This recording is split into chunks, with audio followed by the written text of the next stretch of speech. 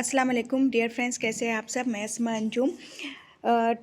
10 नवंबर को महा टीटी का पेपर हुआ है। अभी एक और एग्ज़ाम बाकी है, वो है सीटीईटी का, सेंट्रल गवर्नमेंट का, जो होगा 14 दिसंबर को।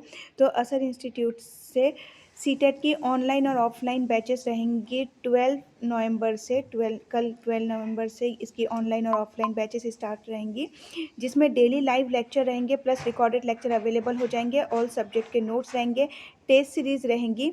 और यहाँ पे ये ऑनलाइन और ऑफलाइन दोनों ही रहेंगी। ऑनलाइन टीचमेंट ऐप पर होंगी और ऑफलाइन एड्रेस पर होंगी। पेपर फर्स्ट होगा और इस बार पेपर सेकंड ही रहेगा सिर्फ, जिसमें मैथ साइंस लिया जाएगा क्योंकि टाइम कम है। तो ऑनलाइन और ऑफलाइन दोनों ही रहेंगी ये बैचेस, पेपर फर्स्ट और सेकंड दोनों के लिए। कल यानी कि 12 नवंबर से बैच स्टार्ट हो जाएंगी।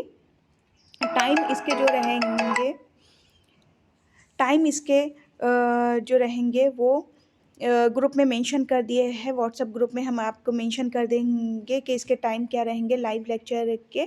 यहाँ पे देखिए कॉन्टैक्ट नंबर दिया गया है आपको।